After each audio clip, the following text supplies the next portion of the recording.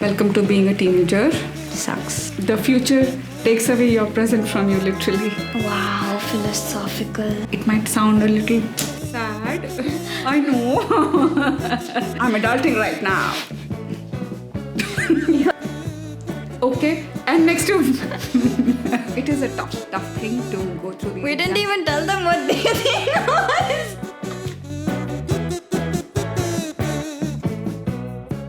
Welcome to Redwood Bloom. Welcome back to the series where we talk about issues that teenagers face through a teenage and an adult perspective. Today we are going to talk about how to manage exam pressure. I feel like becoming a teenager, you just have to come to terms with the fact that you're going to write an exam every other week. And that nobody told you beforehand. Yeah, no one told me that I was going to write an exam every other week. Welcome to being a teenager. We are in a good place. Exams are part of life, and here we are talking about it. The challenge is actually real because you have a fear of failure. Even before you write the exam, you're like 100% sure, no, I'm not gonna make it. Yeah. It's not gonna happen. Nothing good is gonna come out of it. I'll look like a failure. Then you have pressure from school teachers, performance at the school. What will the school's name look like? Or the parents who are looking at, oh, I want you to be scoring the A plus or the 100%, and nothing will. Not whole. No, not yet. That's more me than it is you. Okay, thank you. So that can also be the thing, and again, the overwhelm itself can be so much that you do not know where to start and you do not know where to end. So it's a real challenge. I mean, it's been there. It's a universal thing, and that's why we are talking about it. I remember when I was a child and going through the exams, I would turn up for the exam, never feel prepared, not knowing what to do, survived it. that happens to me too. I don't cry, just blank out because you're so overwhelmed by it. Basically, what's happening in your brain is that your amygdala initiates the flight or fight response, and then that releases cortisol, which is the stress hormone, and because of that it blocks your prefrontal cortex and it makes it harder for you to focus. You just blank out, and that's basically yourself sabotaging yourself without even realizing it. So being scared, being stressed that you haven't prepared for an exam, or like being stressed of the results of an exam lead you to not do well in an exam. The future takes away your present from you, literally. Wow, philosophical. What can I say? Okay, so what do you do about it then? Something that I have started doing with my teachers is putting myself in these situations more often without the consequences of like a big exam.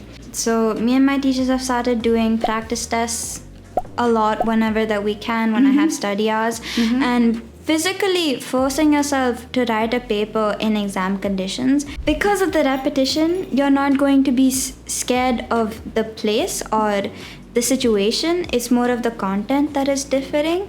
So repetition and putting yourself in stressful situations, especially with exams, could help bring it down because it's familiar after some point. Yep, that's actually a fabulous idea.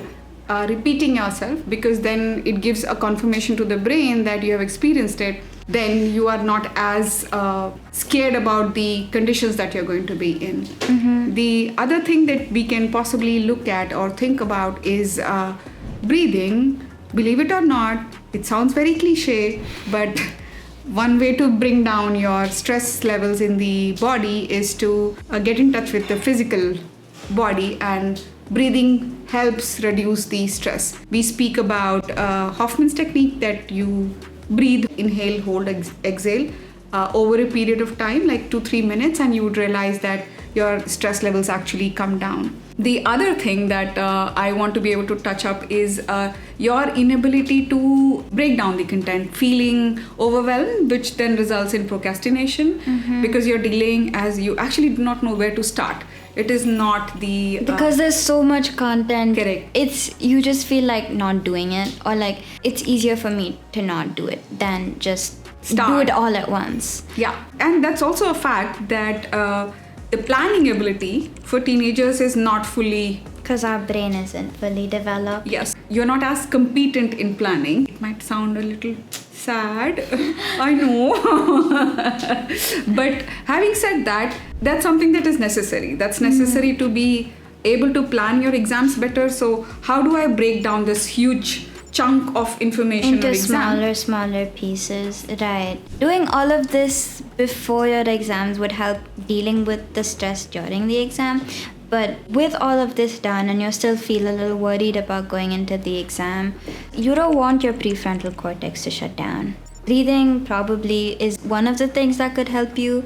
You could ask to like go outside for a bit to like breathe or like drink water, like calm yourself down a little bit. The other thing that I would also think would possibly help is when you look at the paper, like you're in the exam hall looking at the paper and like, I do not know this, to saying, what do I know? Go back to check, what do I know? What do I know? What do I know? Seek for that to look at confirmation. Yeah, instead of what don't I know. Yeah, that's gonna be awesome. So those were tips that we wanted to leave with you.